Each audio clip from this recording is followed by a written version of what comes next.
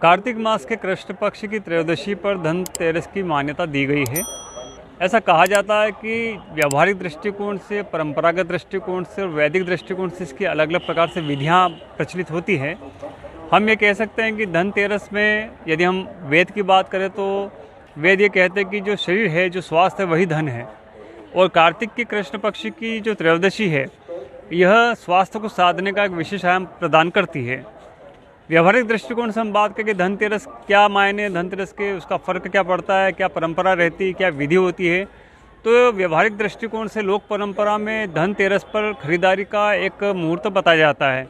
यहाँ पर बही खाता, जिसमें व्यापार व्यवसाय की आय व्यय की पत्रक की स्थिति बनती है, उसका क्रय किया जाता है। साथ ही स्वर्ण, रजत, ताम्र आदि धातुओं का संग्रहण या इनसे बनी मूर्तियाँ या रत्न या आभूषण या नए जो सेगमेंट होते हैं उनके वेरिएंट लिए जा सकते हैं। साथ ही नए निवेश की क्रिया विधि भी आप तय कर सकते हैं। धनतेरस पे मुख्यतः कुबेर की पूजन की मान्यता है। कुबेर देवता अर्थात धन को देने वाले देवता बताए जाते हैं। कुबेर देवता के नाम से कुबेर यंत्र का एक क्रम होता है, जिसमें तांबे के यंत्र आते हैं, जिसमें चांदी के यंत्र आते हैं। वो कहीं कहीं भोजपत्र पर निर्मित भी कुबेर यंत्र की स्थिति बताई जाती है। कुबेर की सिद्धि के लिए गोधूली बेला अर्थात धनतेरस शुक्रवार को 10 नवंबर को गोधूली बेला शाम को 5:50 का जो समय होता है, उस समय पर कुबेर का पूजन करें। कैसे पूजन करना है कि सबसे पहले एक थाली हम लें, थाली में हम चावल रखें, चावल के ऊपर कुबेर का यंत्र रखें और यंत्र पर हम घी का लेपन करें। घी के लेपन के बाद हम दुग्ध की धारा अर्पित करें और अर्पित करने के बाद में यदि पंचोपचार पूजन की विधि आप जानते हैं तो पंचोपचार की विधि करें या षोडशोपचार की विधि करें। अग्नि उत्तारण करें, उसकी प्राण प्रतिष्ठा करें। प्राण प्रतिष्ठा करने के बाद अभिषेक करें।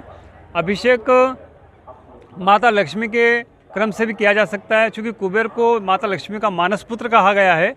इस दृष्टि से एक मंत्र और बताया गया है, ओम श्रीम ओम ह्रीम श्रीम ह्रीम क्लीम श्रीम क्लीम वित्तेश्वराय नमः। मैं पुनः रिपीट करता हूँ, ओम श्रीम ओम ह्रीम श्रीम ह्रीम क्लीम श्रीम क्लीम वित्तेश्वराय नमः। इस मंत्र के 108 बार जप करके कुबेर यंत्र पर पंचामृत से अभिषेक पूजन कर सकते हैं। यदि पंचोपचार की विधि नहीं आती तो यह प्रक्रिया की जा सकती है। पंडित जी का सानिध्य प्राप्त होता तो सर्वश्रेष्ठ, अगर नहीं हो पाता है तो भी इस विधि का उपयोग किया जा सकता है। ऐसी मान्यता भी है कि कुबेर को प्रसन्न करने के लिए इस मंत्र के अलावा कुबेर स्तोत्र का पाठ होता है, उस पाठ के माध्यम से भी कुबेर की कृपा प्राप्त की जा सकती है। ऐसा कहा गया है कि जब विधिवत यंत्र की स्थापना, प्रतिष्ठा, प्राण प्रतिष्ठा, पूजन हो जाती है तो उनको पीले वस्त्र पर चांदी के यंत्र या तांबे के यंत्र को एक चावल के अष्टदल पर स्थापित करना चाहिए और पंचोपचार पूजन में कुमकुम, हल्दी, अबीर, गुलाल आदि को उन पर गेरना चाहिए। सफ़ेद पुष्प चढ़ाना चाहिए, सुगंधित इत्र चढ़ाना चाहिए, श्वेत मिष्ठान्न देना चाहिए और बीज वाला फल अर्पित करना चाहिए और यथाश्रद्धा कपूर से आरती करनी चाहिए। यह करने से कुबेर की कृपा प्राप्त होती है। साथ ही कर्मठ रहने का संकल्प भी इसी दिन हमको करना चाहिए।